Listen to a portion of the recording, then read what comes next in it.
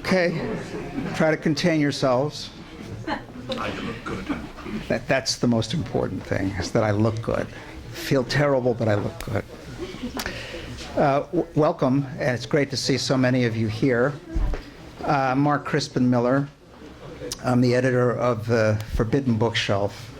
We're thrilled to be having our first public event at this great independent bookstore. This is a very independent series. We have two authors who are going to talk about their books in the series, and then a close friend of a third author who is no longer with us. I'll talk about those individual titles and the speakers themselves. But first, I want to give you a sense of what Forbidden Bookshelf is meant to do. I'm going to read from one of the books we will be doing, Friendly Fascism by Bertram Gross. Great book. Came out in 1980. You remember 1980? It was the dawn of America's rebirth under Ronald Reagan, and we're still trying to get over that rebirth. It keeps happening, keeps being reborn. This is a brilliant book. It's kind of an analysis of various manifestations of what he calls friendly fascism in the United States, not like a classic authoritarian fascism with the screaming loudspeakers and, you know, troops goose-stepping up and down the streets. He makes an extremely compelling case for the argument that a kind of fascism was definitely in the works and well on its way. At the very end of the book, he decides that he doesn't want to paralyze people with a feeling that it's inevitable. He sought to stress all the positive developments. He saw the contrary developments that he believed were ongoing at the time. There's just a few of those chapters at the end. I want to read from a subsection called Information for Human Liberation. He's talking about efforts to contradict and to basically halt the drive toward increasing militarism and corporate control. These efforts have invariably been helped by those whom Ralph Nader calls whistleblowers. These are the private and public employees who, in Nader's words, protest publicly against any evil, from pollution to poverty to income erosion to privacy invasion, perpetrated by their employers. Their efforts have helped ease the work of investigative journalists, against the stream legislative investigators at all levels of government, and against the stream academics. Indeed, all the recent books of revelation, including legislative hearings and reports, would easily fill a 30-foot bookshelf. If more people around the world could read them, they would learn that America is much more the stuff that dreams are made of than CIA agents, Coca-Cola, neutron bombs, and TV addiction. If more Americans could read them, or better yet, if their messages were handled fairly by the mass media, the establishment's ideologies and myths would be much less capable of hiding the monsters of the world. Isn't that great? Yeah. Well, okay, let's hear it for Bertram Gross. You see?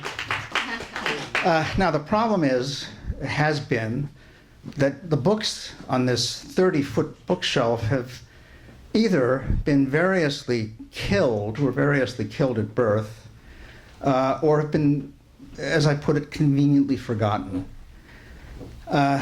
They've been disappeared in one way or another, and for years I've been aware of this problem. As a professor, I would, seek to assign a certain book only to find that it was out of print, sometimes for sort of innocent reasons. One remarkable example, which we just republished, is DuPont Dynasty, Behind the Nylon Curtain by Gerard Colby, which DuPont actually worked with the publisher, Prentice Hall, to kill when it came out in 1974 by cutting the print run down by a third so that it couldn't possibly make any money. 10 years later, the book was, a second edition came out, from Lyle Stewart, who's kind of a radical publisher and unafraid. But remarkably enough, the 30 pages of the second edition that describe what happened to the first edition were missing from a third of the books in the print run. So the same thing ended up happening. The book was killed twice. It's an amazing book. You know, it tells a story of the DuPont family that's essentially a story of capitalism in America. It's a must-read, and yet it's gone. Sometimes people say, well, these books aren't gone. You can find copies on Amazon, but you don't find them if you don't know they're there, you see? So our purpose is not simply to republish them and make them available, but to publish them. That means make of them, you know? Make a fuss about them, tell the world about them. And that's what we're trying to do. That's our purpose here. Thanks to Open Road Media. God bless them. They're willing to try this out, to try to market books that were, more often than not, killed when they first came out, and yet we're asking the world to help us publicize them now that we're bringing them out again. So it's not necessarily that easy. And let me add that the problem is not simply a problem of the so-called corporate media, but it's often as well a problem of the left liberal press. Okay? That's extremely important and worth understanding. So what we're going to do tonight is hear from, as I say, we're going to hear about 3 of the books in the series. Our panelists will each speak for about 10 minutes, and then we'll open it up to your questions. Okay? Now, I could spend a half an hour singing the praises of each of our guests tonight, but I won't do that because our focus is on the works they're here to talk about. So first, we're going to hear from Douglas Valentine, the author of the Phoenix Program, which is an indispensable book about the Vietnam War, and as well an indispensable book about the CIA, because it deals with an astonishingly brutal covert program that lasted for 7 years in South Vietnam that involved mass surveillance, systematic assassination, torture, rape. Between 20 and 40,000 South Vietnamese civilians were killed under the auspices of this program, which, as Doug points out in his introduction, served as a template for similar programs worldwide and even, arguably, here in the United States. Now that I've really cheered you up with that, after Doug speaks, we'll hear from Kati Marton, an eminent journalist who wrote a book called The Polk Conspiracy about the assassination of CBS newsman George Polk. Some of you may have heard of the George Polk Awards for journalistic integrity. Not that many of us have heard about the circumstances of his death at the hands of the fascists in Greece in 1948. And that government's ascription of the murder to a communist, followed by a show trial, the whole charade actively covered up by William Donovan on behalf of the CIA.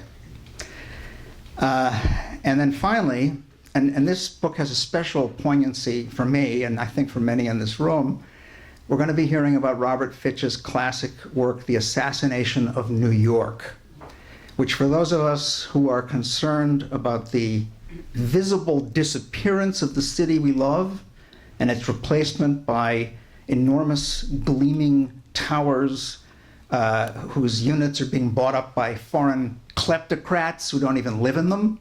You know what I'm talking about?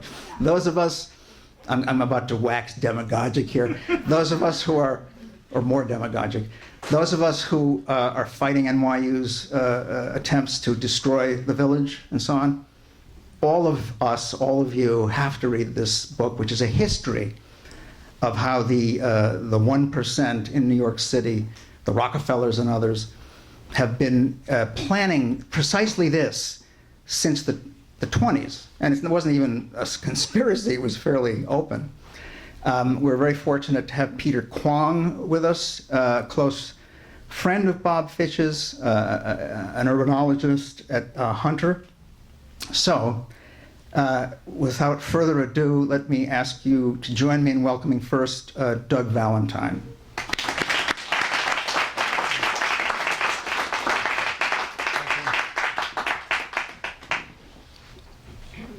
Hi, folks. I didn't bring a copy of my book with me, or else I would show it to you, but I'll tell you why it got banned.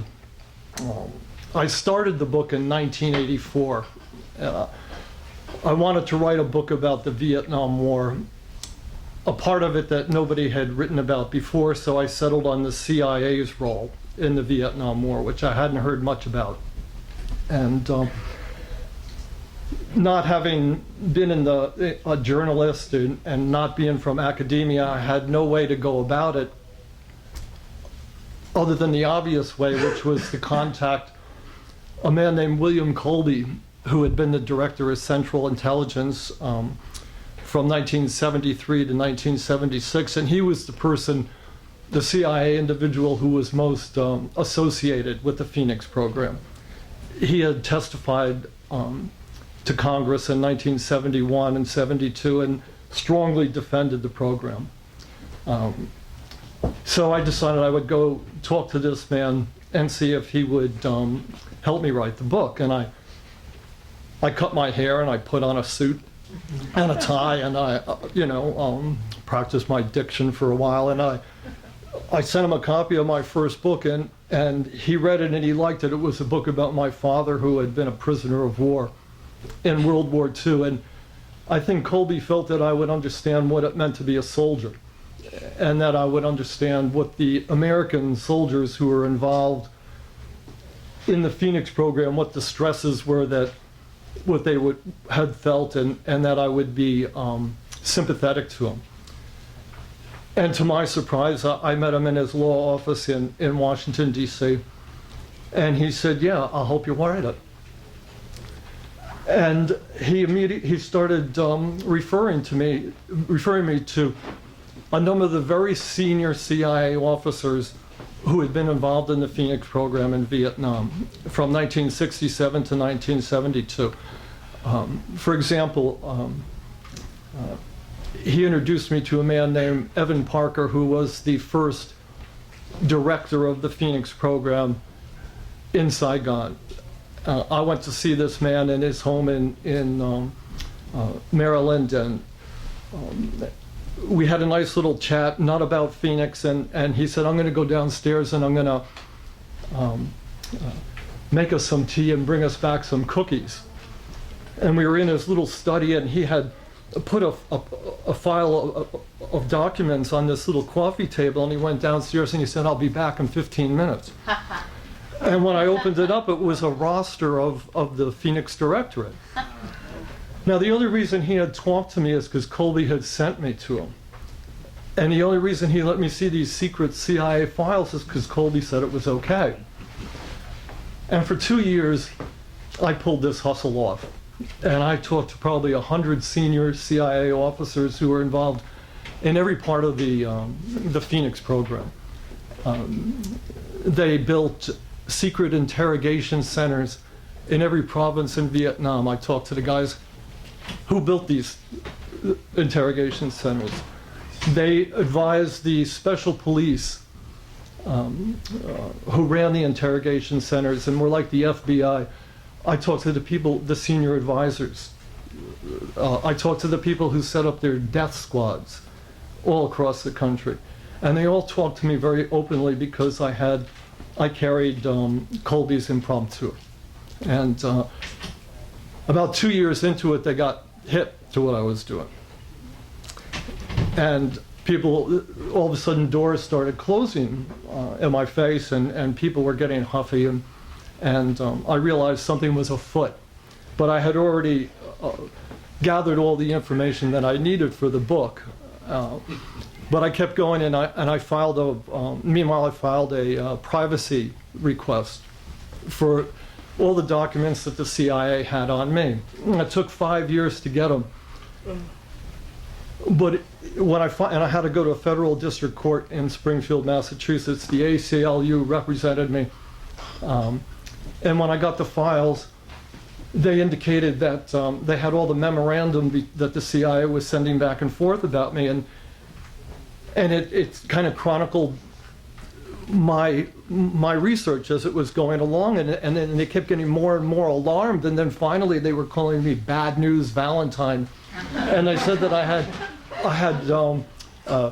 acquired enough information to do the CIA damage.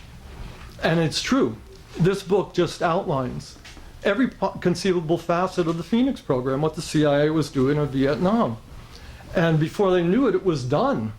And I wasn't doing a sympathetic portrayal as they thought I was going to do. You know, I mean, it's, I describe it in all its obscene meanings and what it really is. And I also, another reason the book got banned is that I described how the media, the press, the New York Times knew everything that was going on about the Phoenix program while it was going on in Vietnam. All the reporters that were there all had personal relationships with these CIA guys, and they would go talk to them. And when I was interviewing these CIA guys would say, oh, so-and-so would always, you know, could come in once a week with a bottle of scotch, and we'd talk about things. But none of them would write about it. And so I explained that in the book too. So I not only incurred the wrath of the CIA, but I incurred the wrath of that generation, the Vietnam generation of reporters, and who had all, by the time the book came out, risen to positions of power in the publishing world. So when the book first came out, it just got slammed, and not for its content. The New York Times gave it a half-page review. Morley Safer did the review. And I couldn't argue, it couldn't say anything about the content. So they just said it was a terrible book. And that same summer, Morley Safer had a book come out about the Vietnam War. And I wrote the New York Times and I said, well, how come you didn't let me review his book? You let him review my book, why? You know, but it's obvious. You know, the one book, his book praised the reporters and what a wonderful job and how heroic they did, and the American fighting forces were noble and well-intentioned. And my book is exactly the opposite. So ideologically it was wrong. And I had also done sort of like what Gary Webb, if you all know who Gary Webb is, what he had done. And very simply, if you do that, your book gets banned. Is that enough more? Okay. If you have questions later, you can ask.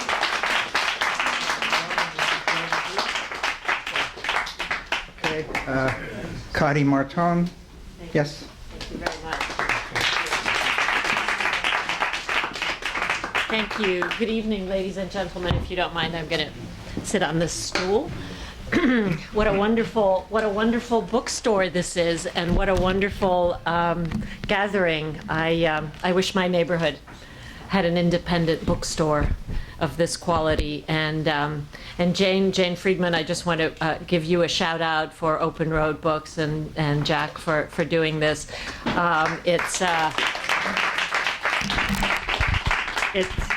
Thank you.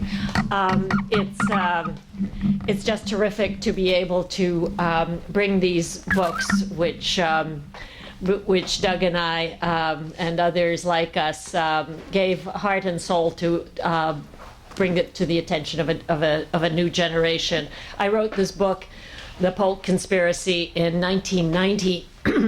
And I hadn't really looked at it until, thanks to Open Road, it came back into my life, and hopefully now yours, until last summer. And I got to tell you, it's a hell of a job of investigation.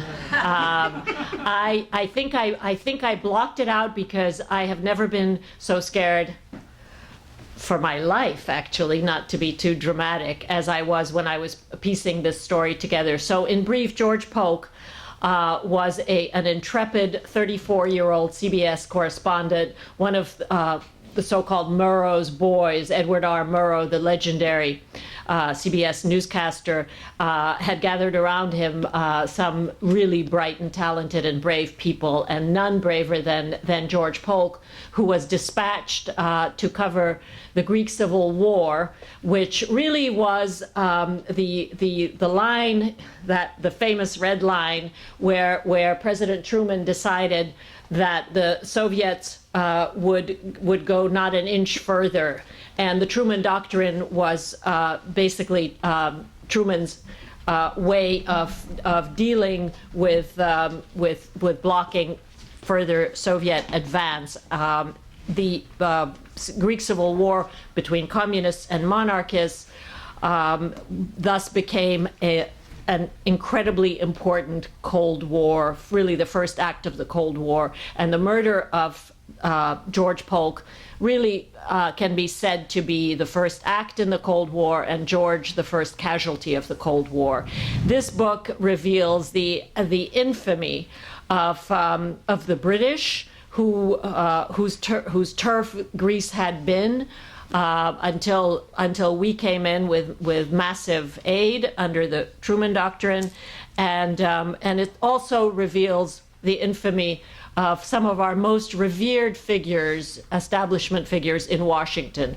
The story that I tell is one that I really didn't enjoy telling. I'm a child of the Cold War. I was born and raised in Budapest. My parents were the victims of a show trial for having been good reporters, Hungarians working for American wire services. They were convicted as spies. The reason that my family came to this country was to collect 2 George Polk Awards. It was the first time that a married couple had ever been given George Polk Awards, my mother and father. And I was a little girl and met George Polk's mother, who came to the airport to greet us. And many years later, I came into contact with George Polk's brother, a distinguished Middle Eastern scholar, whose life was poisoned by his brother's terrible assassination. It was a gruesome assassination. The body of George Polk was found floating in Salonika Bay in the spring of 1948, and Washington immediately understood that the murder of an American correspondent at the very point where we decided that we were going to draw the line on the Soviets had to be pinned on the communists. And therefore, they concocted, with the help of not only members of the Washington Press Corps, but unfortunately the highest reaches of the Truman administration, an absolutely fantastic plot worthy of one of Stalin's show trials, worthy of Darkness at Noon. So to me, this was an absolutely shattering experience that we, the good guys, were capable of a similar infamy. And the Polk Conspiracy unravels I unraveled the official story and pieced together an entirely different story. And the reason that I was as scared as I was, particularly when I was walking the streets of Salonika where the murder took place, was because I came into some really good luck on the trail of the killers. And by the time that I got to Salonika, I knew who the hitman was, and I knew who had dispatched him, and I knew that the head of the Greek Conservative Party of the day, we're talking 1990, was still alive and had been very complicitous in the crime. And so therefore, I had many sleepless nights in Salonika, and ultimately was forced to hire a very expensive defense lawyer in Athens because the aforementioned head of the Conservative Party sued me for criminal libel and blocked the publication of the Polk Conspiracy in Greece. Moreover, Vanity Fair was also sued because Vanity Fair wanted to excerpt a chapter, and one of the British co-conspirators, a lady, Mary Henderson, whose husband at the time was ambassador to Washington, and I'm not sure he actually knew that his wife in a prior life had been a member of the MI6, the British intelligence service in Greece. She was herself Greek, and her role was hugely important in the cover-up of the crime. Now, the biggest American player in this was General Wild Bill Donovan. Actually, Bill Colby is also also has a role in my book. But Wild Bill Donovan, as you must know, is the founder of the CIA in its original OSS incarnation. Thank you. I need that. And he was. This is where it becomes mind-boggling that our colleagues with Walter Lippmann, the most respected pundit of his day. We don't even have a comparably powerful media figure in Washington these days. Walter Lippmann was the head of a journalists' commission to investigate the murder of their colleague George Polk. And he basically went along with the argument that if the truth were about Polk's real killers, the right wing and the British, were to get out, then it would be hugely damaging to national security. I decoded the Freedom of Information Act and figured out that if you apply to various government agencies with the same request, they redact different bits. And so you could actually piece together much more than they want you to. My other good piece of luck was that this story has two heroes. One, George Polk, really worthy of a movie, and in fact, Mel Gibson bought the movie rights from me. But shortly after he paid, I'm happy to tell you, a princely sum for he owns the Polk Conspiracy. So it wasn't an option, an outright buy. He started kind of unraveling and becoming this lunatic Jesus freak. So he still owns the rights to this book, and I would have to raise an equally princely sum to buy it back from him. But I had the good fortune to work for several years with the director attached to the project. The wonderful Greek director Costa Gavras, who did Z. So I got that out of the deal, but still no movie. Great script. It's just waiting for Mel to give up the project, which he so far hasn't won. So I've probably used up my time by now, but I just wanted to give you a flavor of this work and why it's so relevant today. Because George Polk was the first casualty of the Cold War, and because the use of national security as an excuse to cover all sorts of treacherous acts goes on today. I just want to, if I may, read I think a really poignant letter from Bill Polk, the younger brother of the murdered journalist, who dropped out of Harvard to go to Athens when his beloved older brother was killed, and wanted to get to the bottom of it, and was a rather innocent young man of 19 who put great faith in Wild Bill Donovan, and who came away marked for life and shattered. And this is a letter he wrote at the end of that experience to his first cousin. This is about his time in Greece. I have been a target of all eyes since the first day I arrived, and have not been able to make a move without being seen and followed. It is a horrible feeling, a sort of spotlight of suspicion. It would be easy to return here if I hated the Greeks, but I don't. It hurts me to see them torn to pieces between two dray horses of the extremes. Where will telling the truth about General Donovan get us? I know that he said in Salonika that it was foolish to talk about a war with Russia because we are already in it and might as well start fighting it. I think we had better be ready to hit hard when we do tell the truth, because I think the old boy, Donovan, can be a vicious enemy and can throw more weight than you or I will ever be able to. I don't think we can give him anything more than a few stings, which might make him mad enough to really let fly at us. I don't think it's worth it. Between you and me, I think the old boy knows the full story, but like so many others, saw the trial as a battle against Russia through our respective chess pawns. I feel a little rotten inside after this trip.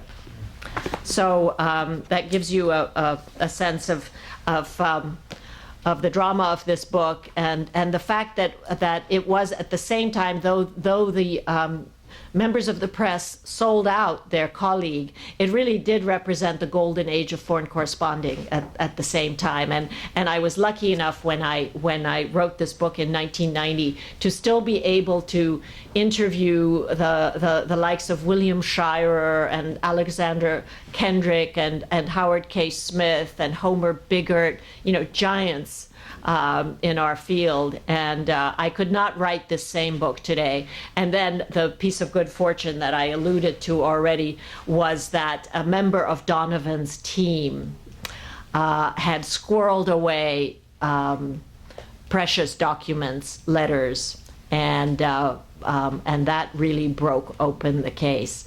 But I was not only sued by the Greek right wing and by the British, but I was not exactly warmly endorsed by people in the United States who'd been working on this case. There were 3 other books in the works, and they deeply resented this young whippersnapper getting the goods finally. So I was fighting a kind of a 3-front war, and which makes me really, really happy that the book is now going to have another life. So thank you very much.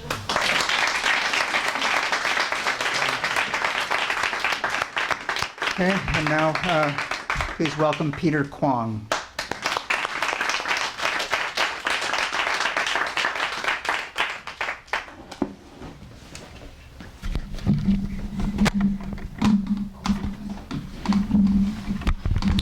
Hi, it's really my honor to be able to write the introduction for the reissuing of Bob Fitch's book, The Assassination of New York, and it is also a pleasure for me to share with you what I know about the book, as well as Bob Fitch as a person. I met Bob when we were both working as investigative journalists at Village Voice.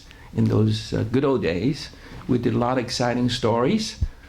But then by the 90s, things were, Village Voice increasingly turned out to be whatever you call it, commercial sheets.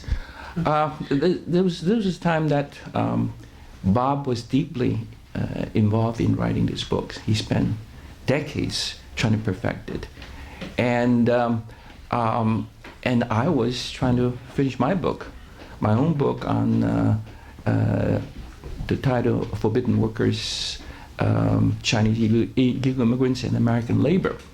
And both of us were having all kinds of nervous energies and worries, and so we talk a great deal.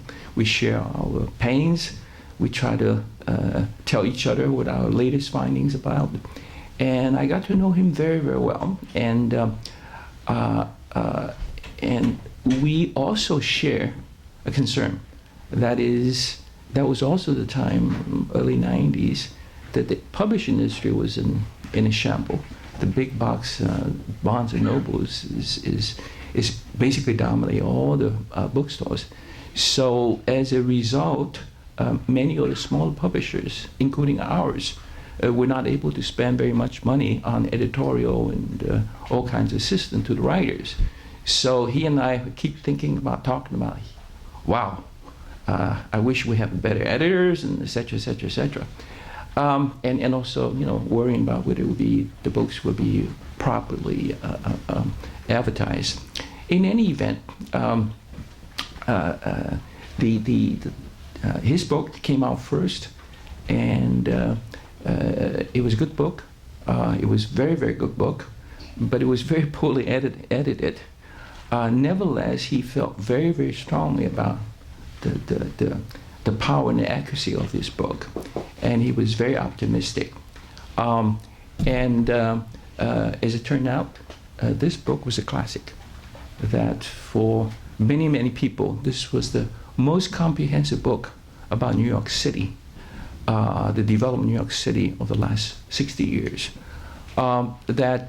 He was one of the only person who was able to so clearly, comprehensively explain to us what the 1970s city crisis was about. We all lived through the crisis.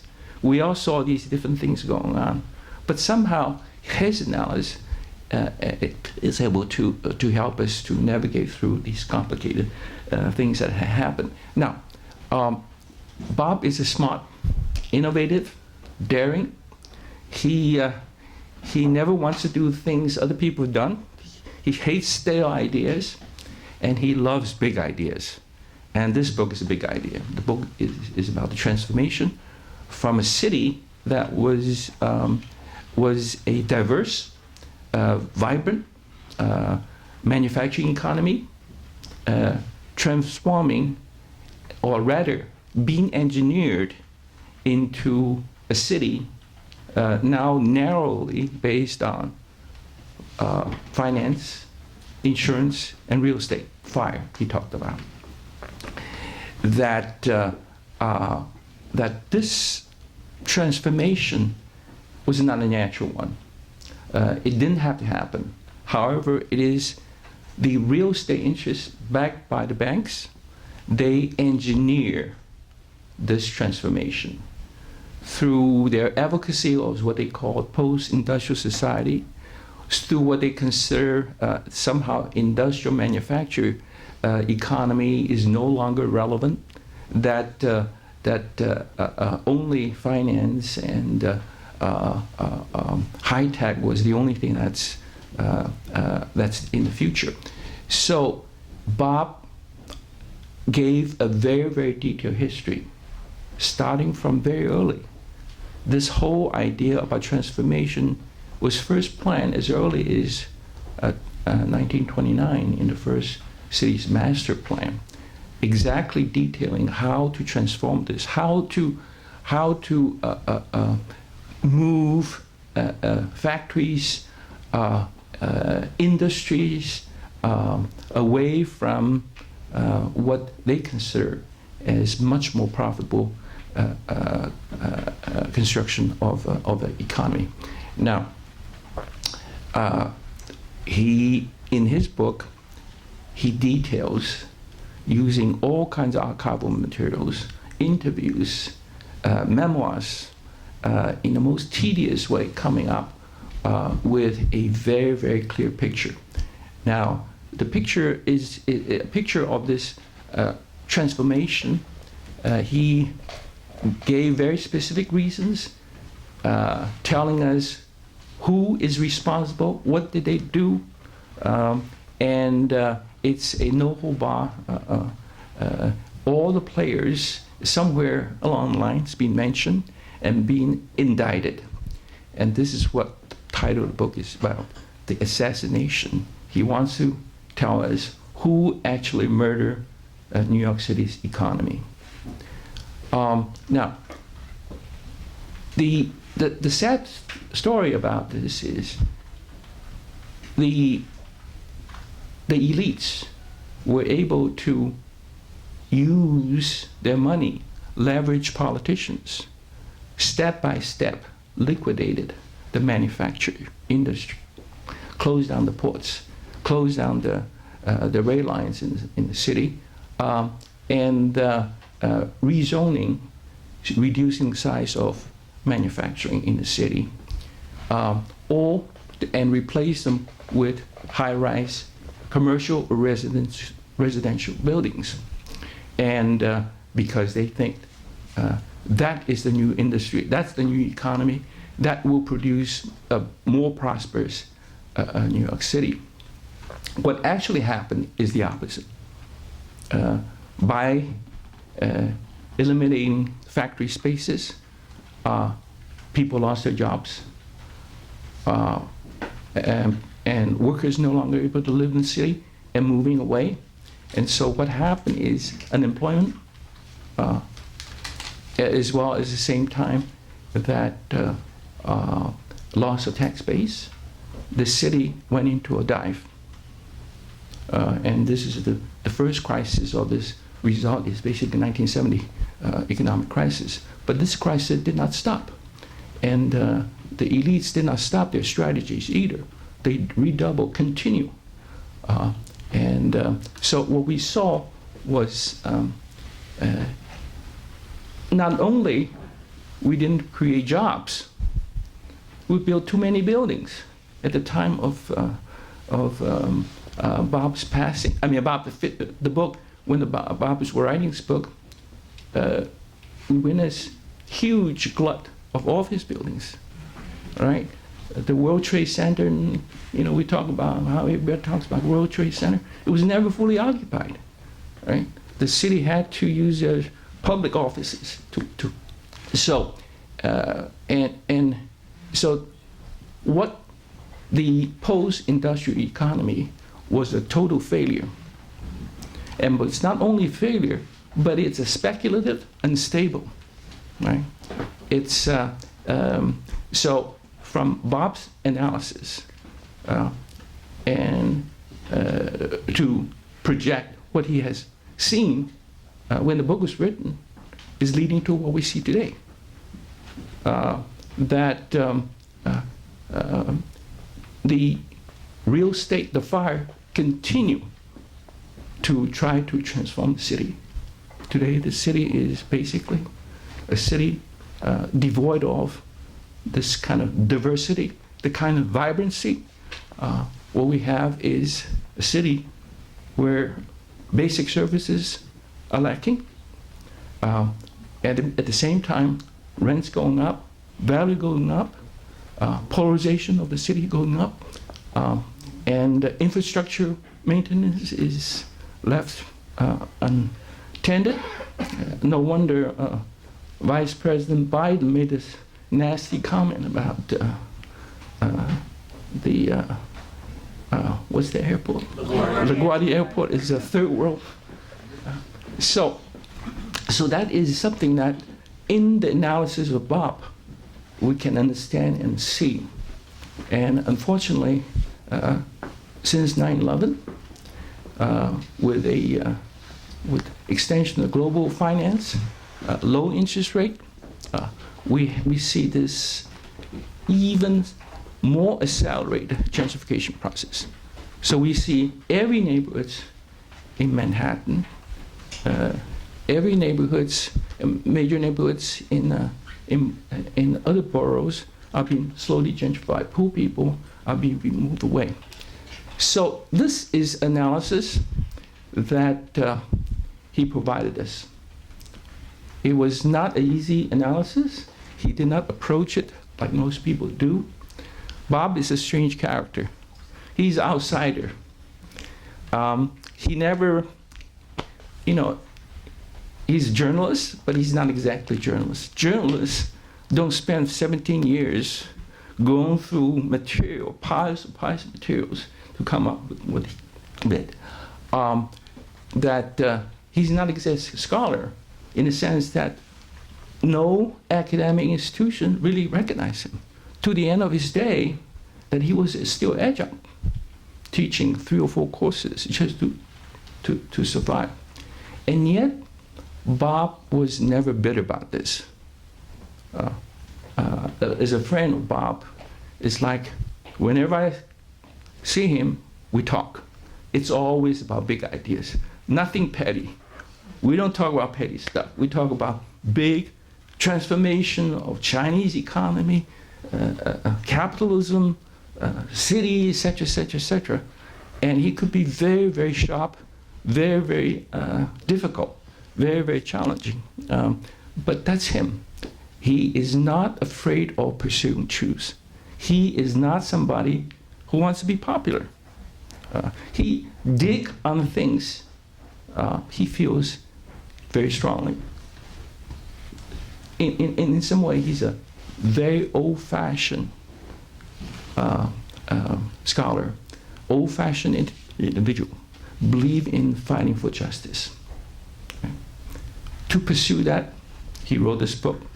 Later on, he wrote a book which organized labor hated it because he criticized the unions in a way I consider is quite just. But as a result, he accumulated all these enemies. Now, this is something I share with him. I wrote a book about forbidden workers, and in it talk about how the illegal immigrants being exploited by employers, and particularly Chinese garment ladies in Chinatown, working under sweatshop conditions. And yet they were members of Unite. And Unite didn't do anything, try to protect and their wages and working conditions. And so we both shared the wrath of the organized laborers. And yet he believes in unions, and yet he believes in the workers. He believes that people should not be abused. People should be treated fairly, and that he has tremendous belief in the power, strength of common people. And in that sense, he is an optimist. I'm quite pleased that I have the opportunity to know him.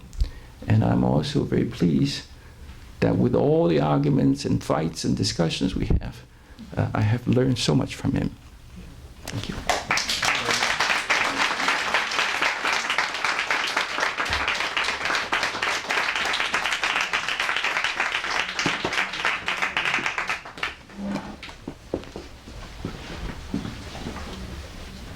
Okay, you can all come up now.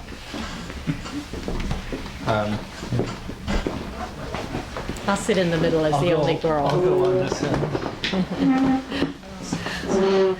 I just realized that I never told you why George Polk was killed, what the motive was, and so I will now, if that's all right.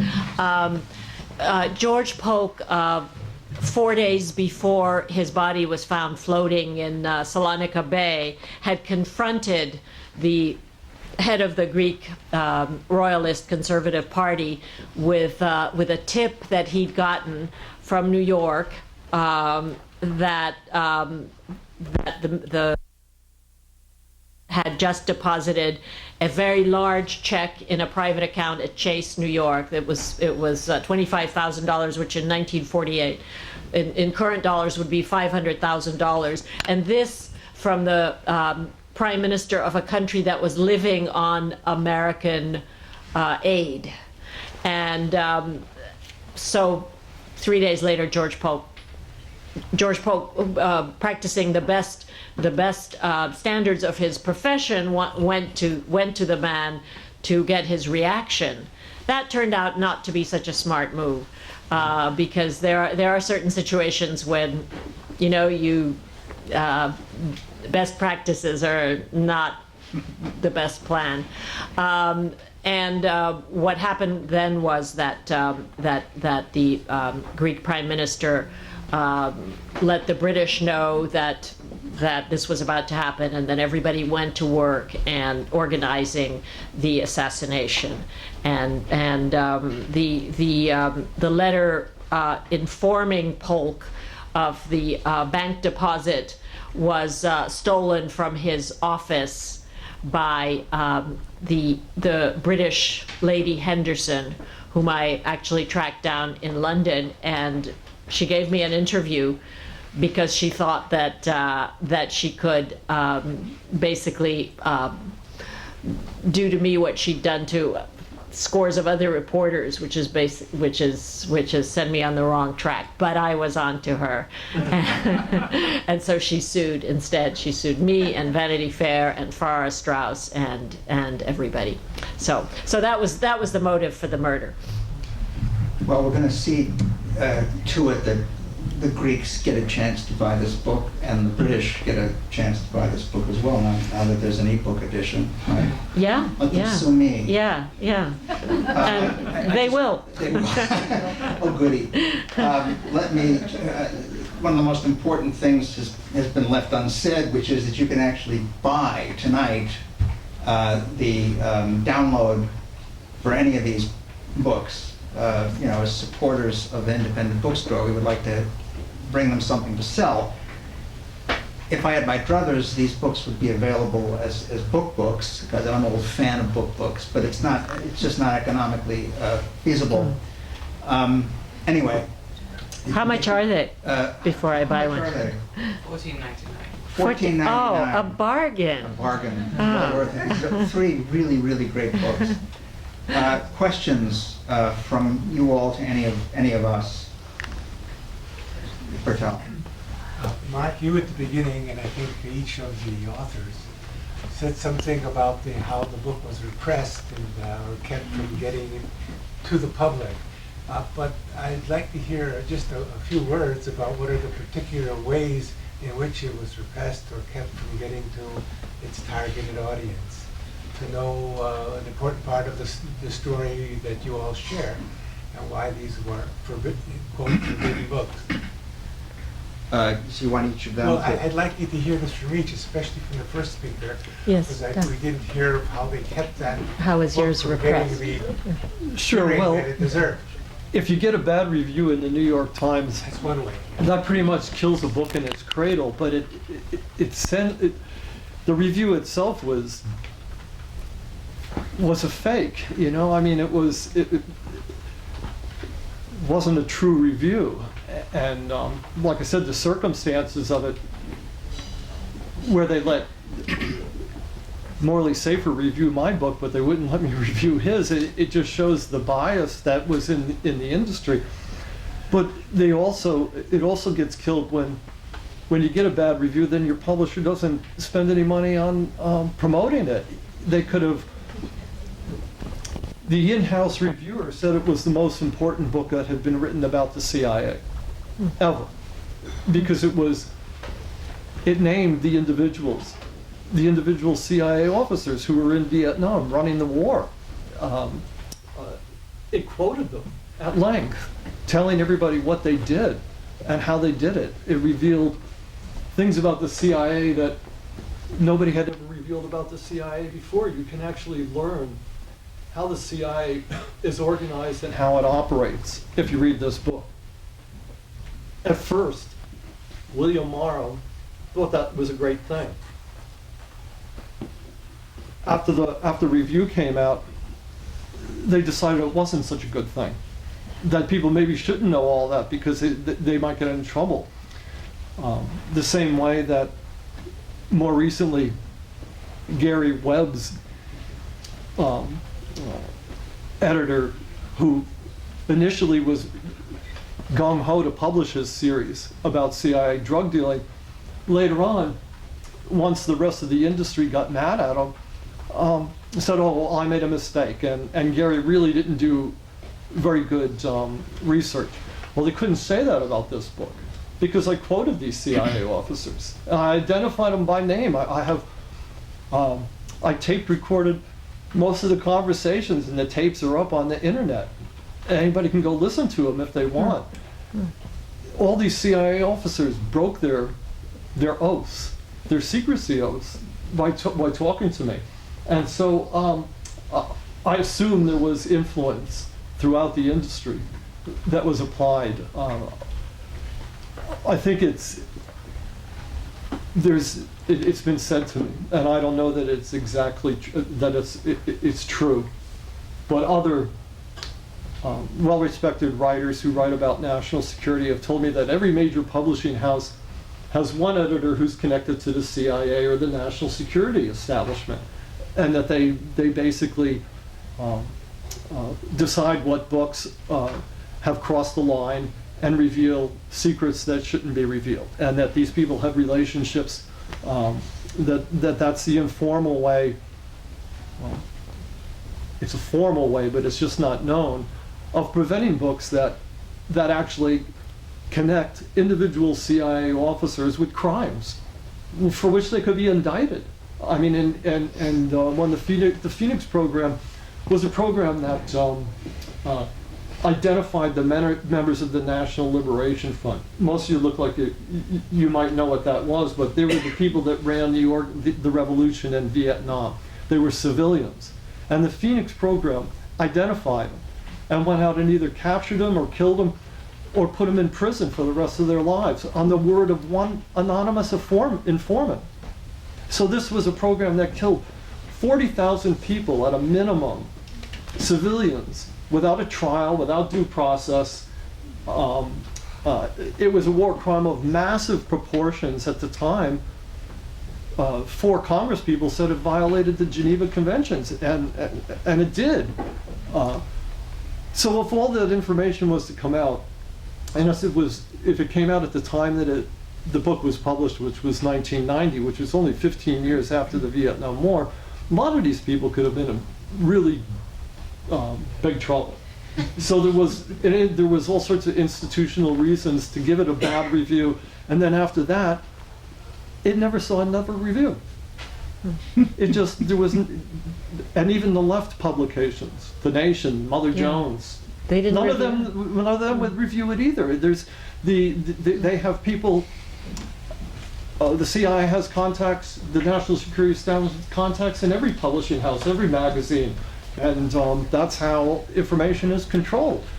But if you want to know how the CIA operated in Vietnam, and you want to hear the individual CIA officers telling you everything they did, then read my book. And nothing's changed other than the fact that the Phoenix program became the model for the Department of Homeland Security. And its fusion centers, which are all across the country, are like little Phoenix offices all around the country. And all the parts of the Phoenix program which were considered so horrendous, like administrative detention, assassination, torture, since 9/11, are all being applied in the United States. And the Phoenix program is the model for how the CIA and military special operations are fighting its wars around the world right now. So there continues to be reasons for the national security state to suppress the book. And I thank Mark very much for resurrecting it and giving people a chance to learn it. Let me just talk about 2 other books, because you're asking how this is done.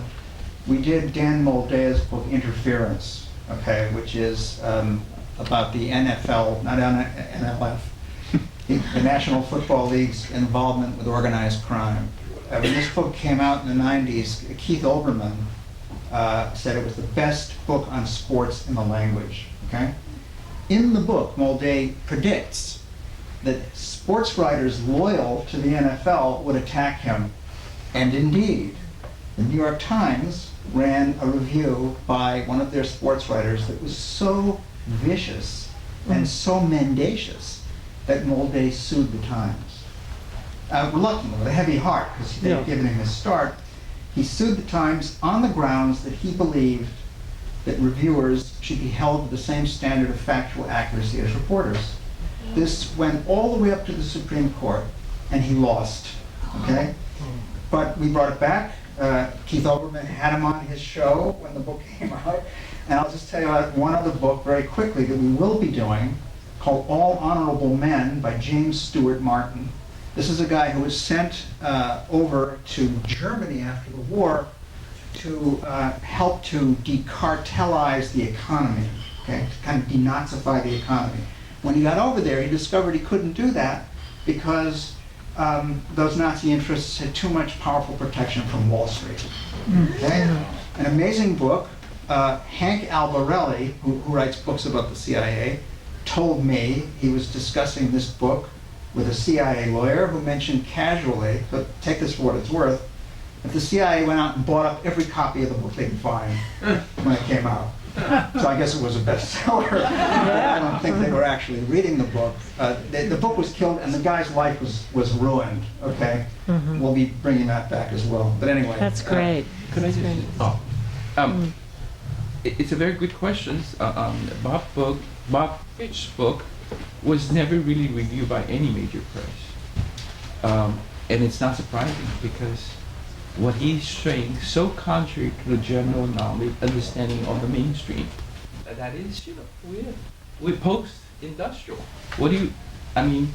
Everybody mainly gobble up that mainstream ideas, and so when he comes up with this book, it was too challenging. People didn't, most press didn't review it.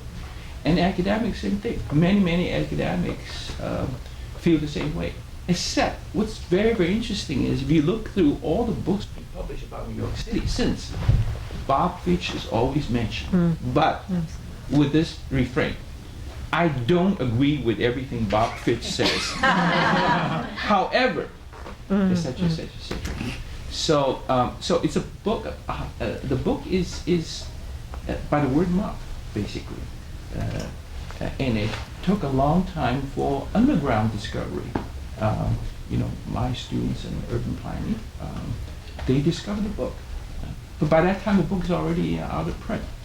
Can I just say something, Mark? I'm not a conspiracy theorist, so I don't believe that the New York Times book reviewers really hatch these plots. I had the New York Review tried its damnedest to basically debunk the Polk Conspiracy because of the portrait of Walter Lippmann. That was very shocking to a lot of people, and so the New York Review gave my book to Ronald Steele, who was Walter Lippmann's biographer. I don't know if you guys are familiar with Walter Lippmann and the American Century. It's a beautiful book. It's a monumental work.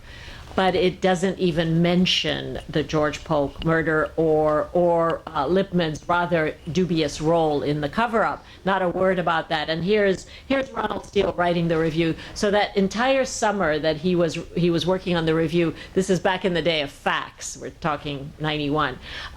He kept calling me and asking me to fax him documents that I refer to, which is most unconventional. Book reviewers generally just go with the book. They don't go looking for the original sources. But I figured, it was annoying, but I figured I have all the documents, so I kept sending him all the documents so that they couldn't really question my sources. But what I want to say about books, to underscore your point, is that it's publishing will break your heart. Every time I'm now working on my 9th book, and so I'm preparing for the next heartache, because it's never, you never feel like the publisher spends enough money promoting it. You never feel like the New York Times gives it the right if it even reviews it, because that's already huge.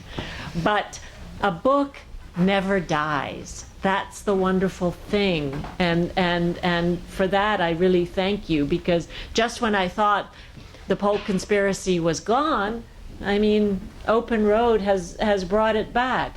So it's that I think that's what sustains us in this miserable work. So I have a question. You guys are publishing back in the 90s, and the story about the CIA able to purchase all the books. Now with the whole technology and the accessibility, you mentioned having the recordings on the internet. Have you guys seen any change when it comes to banning of this book? I feel like people, even reporters, even politicians are held to a higher standard now, because if you say something stupid, if you tweet something, we will have it instantaneously, and we will post it on every Tumblr blog possible. Can you guys speak to that at all, or how that's maybe changed kind of your yeah, style? Such a good question. Yeah, I'd like to address that, because it's a very important point. These technologies do make it possible to revive these books, okay? However, don't assume that just because these technologies are available, that it's therefore possible to get the same kind of attention you would get if the mainstream media actually treated them fairly, because they won't necessarily. So it takes tremendous amounts of legwork and effort to spread the word about a book that has actually been killed. I say this as the author of one, okay? My book on the theft of the 2004 election, Fooled Again, which is published by Basic Books, a major publisher, that worked very hard to get the book out there, and even allowed me to hire my own publicist, Paul Krugman's publicist, who ended up telling me she had never, ever had an experience like the one she had with my book, which was really killed. Okay, and I could go on about that in detail. But the fact is, you mentioned conspiracy theory. I believe that the epithet conspiracy theory becomes far more important the more available books become technically. Okay? Recently, we have heard several very eminent people actually say that conspiracy theorists, like the 9/11 Truth Movement, is as dangerous as ISIS. David Cameron said this. The British Prime Minister actually said this.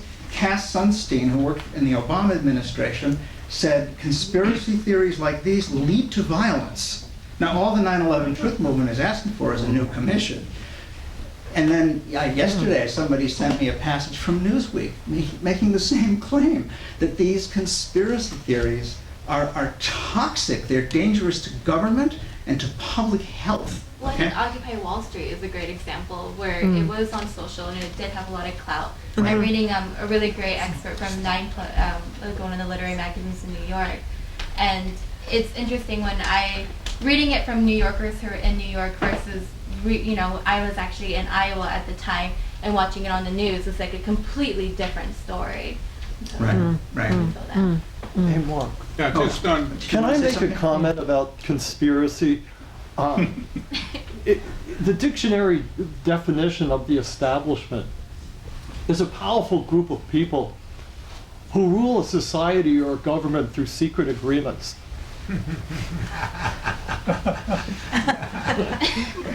That's the Merriam-Webster dictionary definition, okay? And so what we are, the whole term conspiracy is a loaded term. When I was doing the research for the book on the Phoenix program, I went to Gloria Emerson, very famous journalist who was in Vietnam. And she said, I heard you're writing this book. She said, that's Seymour Hersh's book. You mean he should be writing it instead of you? Yeah. And there's a journalistic establishment. And they're all in touch with each other. And Gloria Emerson knew about my book before I went to talk to her about it. It depends on what establishment you're screwing with. But when you're screwing with the CIA and the reporters, those are the two big, the national security state and the people that control publishing. If you're going after them, your book's going to have trouble. It's not a conspiracy. It's what happens when you mess around with the establishment. So a conspiracy is aliens came and gave the apes intelligence, and that's why 6,000 years ago the Bible got written. That's a conspiracy. But going after establishments, that's not a conspiracy. That's doing what you're supposed to do as a journalist. And if you do what you're supposed to do as an investigative journalist, you get in trouble. And you don't make a lot of money. And you're not going to make a lot of money unless they make a movie out of your book. Yeah, on Kati Marton's book. Yeah. It was not clear in '48 that Greece would go to the west. Right. It was still was on the line. it was a country in play. 2 years after Fulton. I wondered if you could if you describe how there was a sense that Greece might go communist, and Yeah. this was terrifying to the powers that be. And did Washington sign off, to your knowledge, on The murder? The murder. We can't know what was going on between MI6 and CIA, but were they?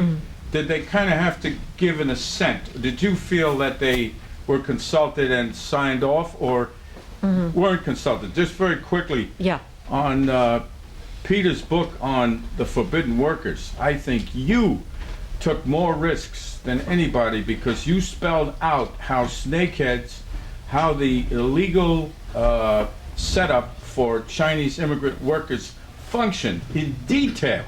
You dotted the I's and crossed the T's, and I was amazed at how things worked, how homes were found, how the $40,000 expense to be smuggled in was paid off over 5 years. And you just have to talk a little bit about that, because that is such a powerful, trenchant expose. And were you ever threatened? Because you really went after very powerful economic interests. So, well, you do a better job of summarizing and promoting our books than we do. I mean, I want you along for the next time.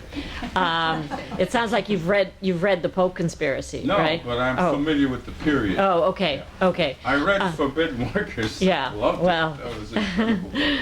I think you'll enjoy the Polk Conspiracy I too. intend to read it. Oh, good, good. Well, the answer to your question is that the U.S. government did not sign off on the assassination of this reporter. And by the way, the story about the bank deposit never made the light of day. The first time that it made it came out was in the Polk Conspiracy. I interviewed Clark Clifford, who was President Truman's national security advisor, and said, what would have been the consequence had Polk lived to tell this story? Because he was killed before he broadcasted. And he said it would have been impossible for the Truman administration to get another nickel out of Congress for Greece, because it would have just tainted the government that we were supporting. And this was the first time that we had really gotten in bed with such an unsavory bunch. Obviously, the road led from Athens to Saigon. You don't have to look too far to see the precedent was set. But so though the U.S. government was did not collude in the murder, the U.S. officials in Athens were about as bad a bunch as you can find in the diplomatic service, and they. There are many ways to collude, and not all of them have to be written in a memo. Henry II famously said, "Will someone not rid me of this irksome priest?" That's hardly an order to assassinate, but it's kind of you get the drift. So Polk was not beloved by the American officialdom in Greece, but it was the British who had this vast experience in Greece, who really did collude in the murder. We the U.S. came in with the cover-up. It's a pretty horrifying story. It's a complicated and very, to somebody who loves and believes in America's simple virtues, it's pretty disillusioning. Clark Clifford leveled with you, you feel? Yes, he was at the end of his life. He had Nothing to hide. no. Well, everybody has something to hide, but It's not the occasion for me to promote my book. Until we publish it. But I would Gotta like bring to, it back as an ebook. Yeah. but I would like to tie in my experience with Bob. My expose, I have been doing that for many years, and so I'm not afraid. I'm not organized crime. The worst thing they want is to get get me in trouble, and they will be really in serious trouble because my exposure to the large community. But one group that really got me, harassed me a great deal, is organized labor. Precisely as I mentioned. And that's exactly what haunted Bob Fitch as well. I mean, both he and I were accused of ultra-leftist communist, a crime, and try to shut our voices up. And then he was right-wing. And he was right-wing, he was all kinds of stuff. So that's, to me, that's much more sad and depressing than some organized crime people go after you, which never happened. I wanted to ask you, once you have one book banned or suppressed, what's the effect on the next project you take on and the one after that? I mean, are whole careers decimated, or is it? What's the next project? I'm sorry, I have hearing aids, and After you've had one book that was suppressed, what did that do to your future? Oh, I thought my writing career was over. I became a private investigator, and I just thought I would never write another book. In the course of my private investigations, I came up with another book, but I was told I would never, after the Phoenix book, that I'd never get another book published in the United States. And as a matter of fact, my next book, which was called The Strength of the Wolf, and it was about the CIA's involvement in international drug trafficking and the Bureau of Narcotics, was published by Verso, which was in London at the time, has an office in the United States. But if you've had a book that gets slammed and the word's gone out that you've crossed the line and you've betrayed other the reporters and stuff like that, it is difficult. And I was very depressed, and I thought my writing career was over. But I've had 3 or 4 books published since then, so it got revived. Yeah. Is the same for you? I think that this was not my first book. This was my 3rd book. I started with the first biography of Raoul Wallenberg. This book the Polk Conspiracy had a lot of notoriety because of the lawsuits, and 60 Minutes Ed Bradley did a piece on it, and that did not hurt. I did not suffer as a result. However, it was a very disturbing experience for me on multiple levels. One was that I was a fairly new refugee to this country from Hungary, and it was a rather disillusioning experience to see that this side of the Cold War didn't behave a whole lot better than the other side, which I was familiar with, and also that the Washington Press Corps, which my father was a part of, and I had been also. I worked for NPR and ABC. That the Washington Press Corps could sell out as easily as when the label national security is brandished, everybody goes on board, and I think that's why it's an important and cautionary tale. I just want to say something. First of all, there's another book I want to recommend. It's not in this series. Another series I edited.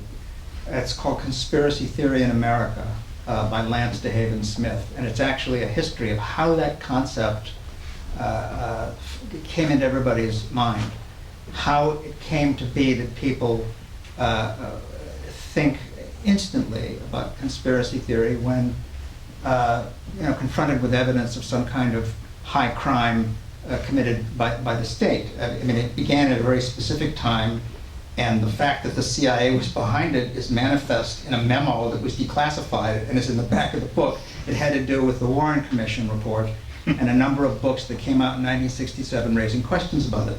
Books raising questions from many different points of view ideologically. Some thought that Castro was behind it, some thought the CIA was behind it. It doesn't matter what the theory was.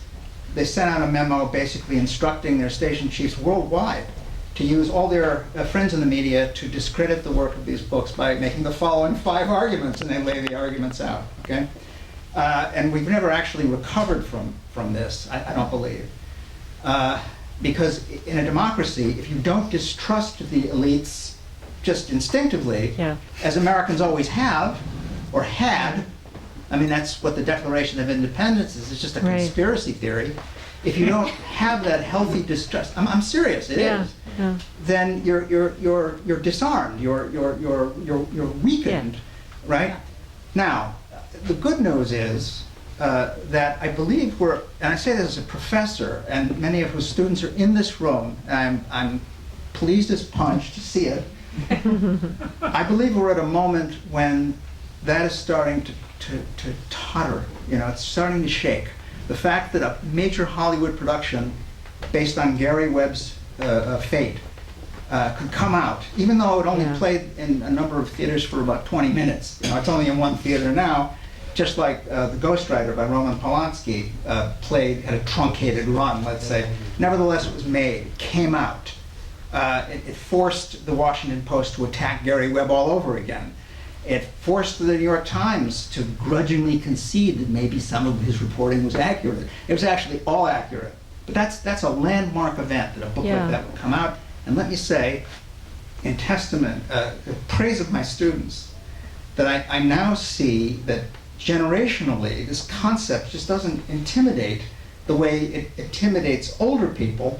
It's a little like homophobia, you know? It's just kind of over now. People don't really care about that so much. It doesn't matter, you know? Maybe there's some profound relation between these two obsessions, but my students are open-minded. If you start to tell them about something, say, go look it up, research this and that, no matter how hairy and scary it is, they'll say, gee, yeah, wow. Now, it doesn't make them sleep easier at night, but that's not the point of education either, is it? No. So I think that this series is coming along at a crucial time, and the fact that Open Road is doing it so willingly and putting so much behind it is a very, very healthy thing, you know? Forcing people like David Cameron, Cass Sunstein, and others to just amp up the hysteria about conspiracy theory as if there's something strange, there's something bizarre about the idea, for example, that people would try to steal elections. Okay, so it's election day, just Tuesday. And my friends in the election reform movement, that's a conspiracy theory, right?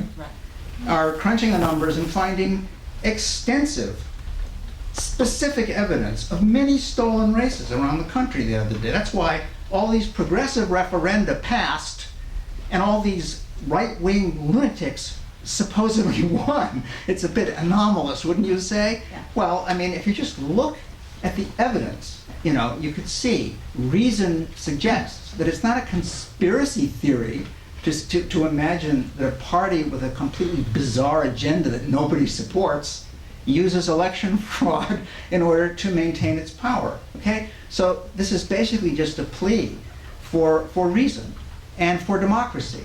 You know, the citizens of a democracy should know what's going on. They should have access to that 30-foot bookshelf, and that's the purpose of this series. Thank you.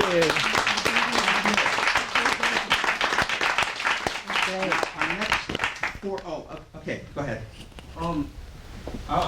I like to talk about these things with my friends, right?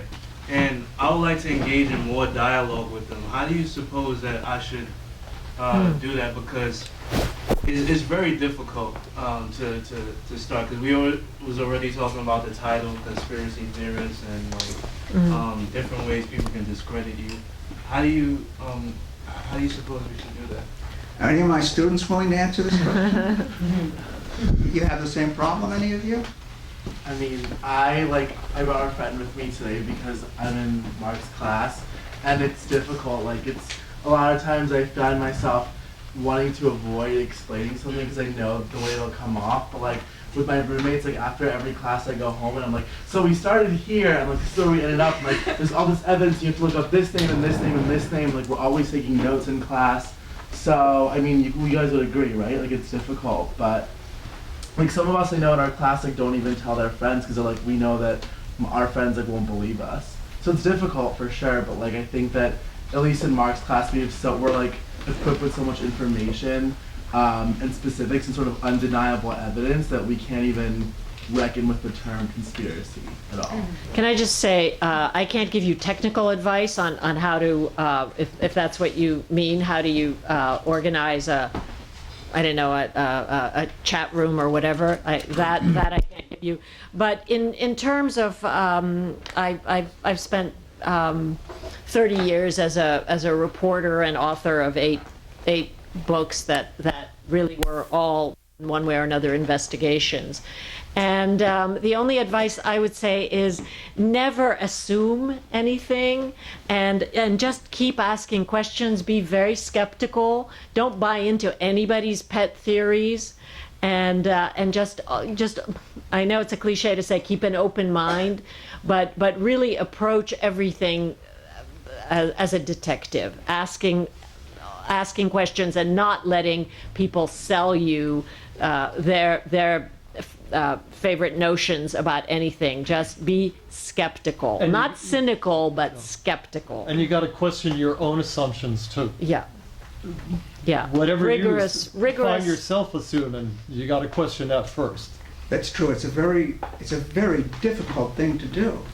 It is. It's hard to be genuinely skeptical. Really hard. Yeah, because people love to get carried away by this theory or that theory, and there's just so much bullshit out there. And, so many platforms selling you stuff. And so just don't assume that. Can I sort of just put a PS to what you've been saying? Yeah. That's perfectly true, but the biggest platform is the government, okay? Yeah. Because the way you present it, it could be understood that all the different criticisms, especially if they're really undermining of our illusions about American democracy, that's where the bullshit is. And some might be there. But the biggest bullshit comes from the government, as you three have all made clear, as you four have all made clear. Well, in the case of the Polk Conspiracy, there was blame to share, including among my own profession. So nobody is anything but mortal and human and flawed, and everybody makes deals at some point. Ibrahim, you want to ask a question? Yeah, I have a question. I would like to thank you for this beautiful discussion. I think it takes us to one important headline, which is the freedom of press in the United States. As a person coming from the Middle East, we have this notion that there is an unlimited freedom of press in America. There is no way organizations and institutions, powerful institutions like CIA or maybe the government, would intervene in the press. So my question is, how much do you rate the freedom of press, if I can say out of 10? Pretty highly. I work for an organization called the Committee to Protect Journalists. I mean, I don't get paid for that, but I just I used to be the head of it. Now I'm just a board member, and I do missions to countries where the press is in jeopardy. I just came back from one that I did in Hungary, where freedom of press is being curtailed, and a couple of months before that, I was in Pakistan for the same reason. So I can tell you, and I go to Russia every year on behalf of Russian journalists. And I can tell you that by comparison with the United States is a very, very fortunate place in terms of press freedom relative to even Western European countries, excluding the Scandinavian countries, which seem to run on virtue. But don't ask me. I would not agree with that. Actually, I could tell you why I wouldn't agree with it. I would take a different. If that's okay. Yeah, no. I'm just saying by comparison, because we all live in the real world. When the United States took over the government of South Vietnam in 1954. They took over their judicial system, and they enacted national security laws. They created national security laws and emergency decrees that made communism illegal in South Vietnam. And anybody who was a member of the Communist Party or the National Liberation Front automatically gave up all their rights, all their human rights, any legal protections. They could be assassinated, they could be abducted without due process. And the CIA controlled all the security services in South Vietnam, and it made sure that anybody who was a politician in South Vietnam, anybody who was a businessman in South Vietnam, anybody who was involved in the media or any kind of social organization spoke out against communism and did not say anything in support of the National Liberation Front. And in that way, they controlled all the political, social, and economic movements in South Vietnam through the security forces and the laws. Well, I got news for you folks. That's happening here too. Only it's not quite as extreme because there's not a war going on. But since 9/11, all these kinds of pressures are being applied across the United States. You can't speak, you can speak on behalf of Israel, but you can't speak on behalf of Muslims. You can't speak on behalf of the Palestinians. I could go through a list of 100 things that we know what you can say about them and what you can't say about them in the press, and you see it every day. So it may be a matter of degree, but to think that we have freedom of the press here is an absolute delusion. And it's just a little more subtle. The things that you're not allowed to speak about, or if you do speak about them, you're going to be relegated to the margins. Yeah, the freedom of speech, let's not talk about the conspiracy aspect. The freedom of speech has to be exercised. That is to say, people have to use it. The problem is the mainstream media is ideologically bound. They censor themselves. This is not today, this is years, always like this. Vietnam War was wrong from day one, right? The press supported that war all the way until 1968. Everybody talked about Walter Cronkite. Well, look, that's 7 to 8 years later that the reality finally came to it. So there's an ideological aspect that restrict the freedom of press. So in other words, you want to find out news. All the press think the same way, right? It's going on today. There's a second aspect. It's much more relevant today. That is the lack of press, right? I was talking to, I was mentioning Bob Fitch, and I was doing all these investigative reporting in Village Voice, and we also write for the Nation. But Village Voice no longer, right? Yeah. Nobody wants to risk being sued, right? Nobody wants, everybody wants to get readership. They want things that makes people happy. Right. People think, so somebody like me, where do I go and write?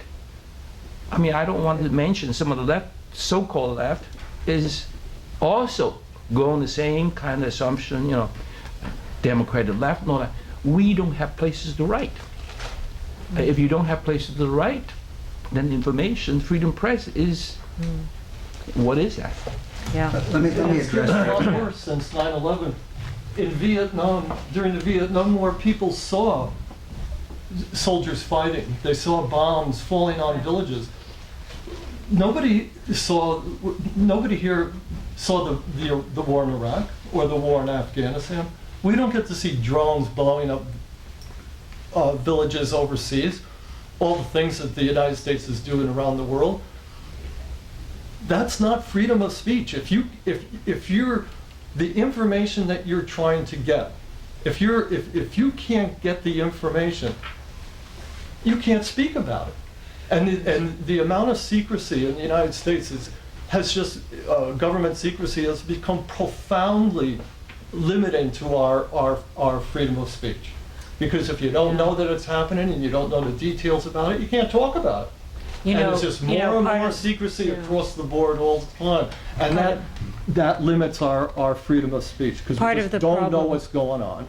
Yeah, part of the problem, speaking now as a member of the Committee to Protect Journalists, is that it's become so dangerous for journalists to cover these wars. Journalists are now targeted in a way that they never have been before, which is why nobody's covering, the whole ISIS wave because it's become journalists used to catch stray bullets, but now they are targeted, and so it's a real problem for the profession how to cover these nasty wars which are fought not between countries but between these amorphous groups that obey no laws, no rules of war, no rules of engagement. Which is what the CIA, that's a description of the CIA.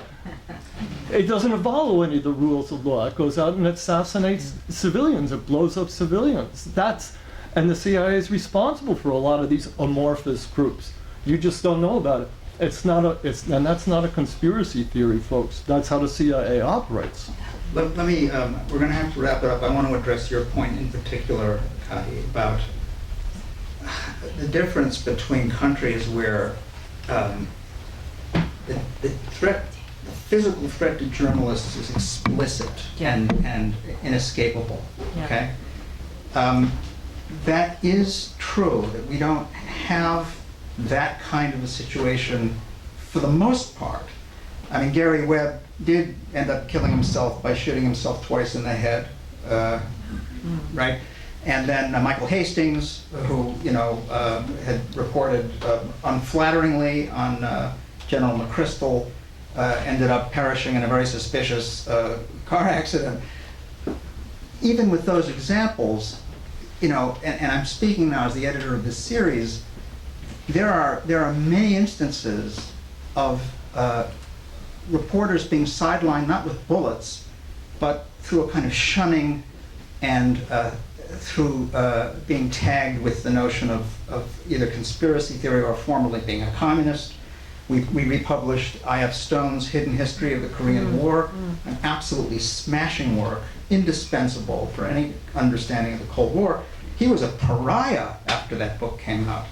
In DuPont Dynasty, there's a whole chapter on the White House, the plot by the DuPonts and others in 1934 to mount a coup and get rid of FDR.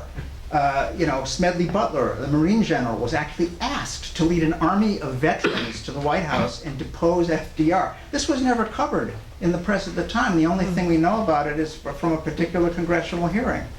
And the fact is that journalists, and I can't pretend to have anything like your experience of investigating the press abroad, but I know many journalists here, and they are mortally afraid of being defined as conspiracy theorists. There are many stories that they will not touch because it would be professional suicide for them.